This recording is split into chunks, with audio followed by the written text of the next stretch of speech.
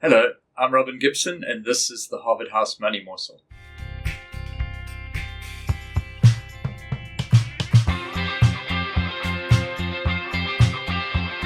Welcome back. Thank you for joining us again. Please don't forget to like and subscribe. Click the bell so you get a notification of when we're releasing a new video. I'm wearing red today. It's Valentine's Day. Michael says that's as close as he gets to red. Welcome, Michael. Salmon pink. Salmon pink. Awesome. Well, happy Valentine's Day to you.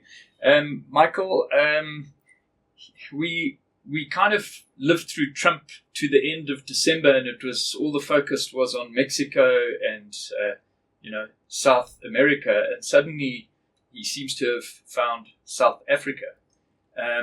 And there's a lot to be anxious about in some of the rhetoric that's going around and what have you. But is there another perspective to this? I mean, we've seen that Trump makes some bold statements, but the actual outworking tends to be a lot more negotiated and sensible. Can we give people another perspective in the midst of this anxiety that we're facing? Yeah, listen, I think maybe the starting point, Robin, is that there is a lot of anxiety, and I think there's a lot of uncertainty. And I think one of the things we said right at the beginning of this year was that it's going to be a noisy year. There's going to be a lot of headlines. There's going to be a lot of noise around. And probably one of the biggest challenges we're going to face this year is to try and distill what is really going on from just the noise and the bluster. And I think Trump has got a lot of bluster. I mean, even last night he was putting more reciprocal tariffs on, but they were delayed a little bit. So if we think about maybe his modus operandi up until now, there is a lot of talk. There is a lot of headlines. There's a lot of headline-grabbing stuff. And then there tends to be some sort of diplomacy sort of behind the scenes. So if you look at what happened with Canada and Mexico, tariffs in 48 hours, and then they've been delayed by a month, while presumably the diplomats behind the scenes are frantically working to try and come up with some sort of middle ground between the two of them, And okay, so that didn't apply to China. China had 10% tariffs put on it, and that applied without any delay. And he's put tariffs on steel and aluminium, and so I think on the one hand, he singles us out. I think we've got to probably not let him the blame. That's not the right phrase, but probably it's probably got something to do with Musk as well. I mean, Musk wants Starlink here. He's coming up against BEE regulations. Obviously, Trump is not a fan of DEI. I mean, diversity, equity, inclusion policies. Just to be technically formal. And obviously, that's essentially our sort of BEE legislation, I suppose. And so he's not a fan of that. I would think Musk has got his ear and saying, well, you can help me out here a little bit. You can put a little bit of pressure on these guys, and we can single them out. And other forums have been lobbying and things as well. So. Listen, I don't think it's great what's going on. I don't think we really want to be in the US's field of vision. If we could possibly avoid it, we are in the field of vision, possibly because of where Musk finds himself, but I also think because of some of the lobbying that South African groups have done over the years. And I think we could all argue, Robin, that things down here are not great, and some of the policies are not great. And if there's pressure to come on the government from some other sources. Maybe that's a good thing, but I don't think that the headline-grabbing stuff is necessarily what happens in the cold light of day. I think everybody's so worried about AGOA. I think we should be worried about AGOA. I think there's a good chance that something like that does fall away. But by the same token, I think we always assume, and Trump is one of those kind of people, that America is the strong man and he's got all the power. I don't think that America has all the power in all the situations, and for me, I mean, I'm not a political scientist or anything, but I just also do think that the more you throw your weight around, the more you alienate yourself, and the world order shifts to something a little bit different, And obviously, the global South, as it's called, is growing in popularity and in strength, and I'm not sure you want to completely isolate that. So I think there might be some repercussions, and I think we're going to have to deal with it. I think that wild card scenarios of the rand going to 50 to the dollar are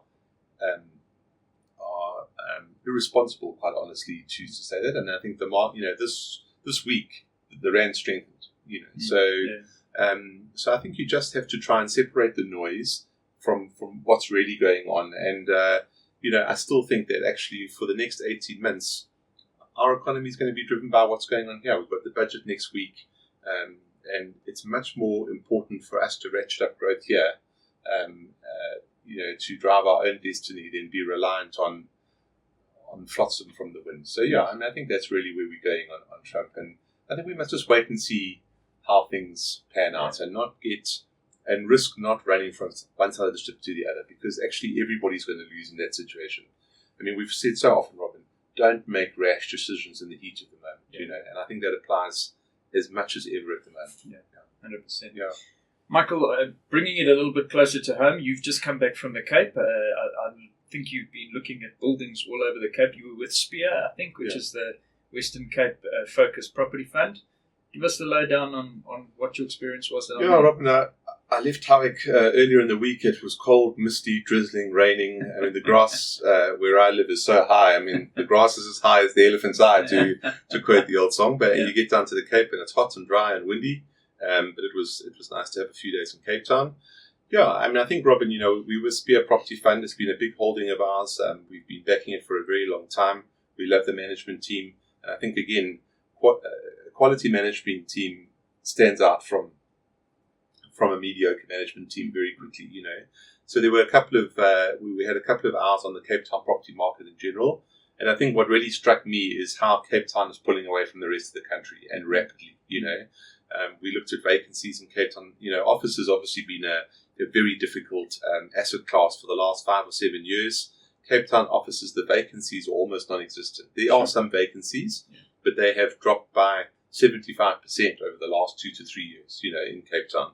Whereas, there's more office vacancy in Sandton as a node than there is in the whole of Cape Town, to put that in perspective, And so Cape Town is thriving. And what you have when you have low vacancies, and there's not a huge amount of speculative development going on because of where rates are and where the mood is, rentals are starting to rise. Spear's got one of the best in-force escalations. That means how much the rentals rise every year in terms of the lease contract. And we went and saw some of they just bought a big portfolio of properties from Amira. We went and had a look at all those properties, good industrial properties. And, sometimes I think investors make the mistake of the shinier the building, the better it is. Yeah. That's actually very seldom the case. Yes. The more, I say squalid, that's definitely not the right word, but sometimes the more ordinary the building is, the better it is. Good, solid industrial units that are servicing your last mile logistics, your little light manufacturing, those are like hen's teeth, and that's another reason why we like Sirius in the UK and Germany. It's a very similar thing. So Spear's got a very nice portfolio. They've got an excellent management team. They're very conservative, but they're growing, and they're growing in a node where the country is growing and there's demand. So, I think it just reaffirms for us how buoyant the Cape is, but also you want access, you want exposure to that market. And it's nice to visit property companies that are excited and are growing and are looking for opportunities and are, they've got a spring in their step. I mean, the rest of the country will follow suit. I mean, Growthpoint owns the V&A. I was at the V&A for a couple of hours, absolutely pumping and just full of foreign tourists, which is lovely to see, But Growthpoint, that's one part of Growthpoint. Growthpoint's got, such a big portfolio that the V&A is not necessarily moving the needle, and it's being dragged down by all the other stuff, whereas Spear is a very focused Western Cape only fund that gets the full benefit. So it was encouraging to see it, and there was a real spring in the step, and there's some excitement and activity going on, which is nice. Not to say that everything's perfect in the Cape, but the property market is certainly a lot more buoyant there than elsewhere. Well, long may it continue. Michael, thank you so much for giving us those insights. Thank you for joining us. We'll catch you next time. Bye-bye.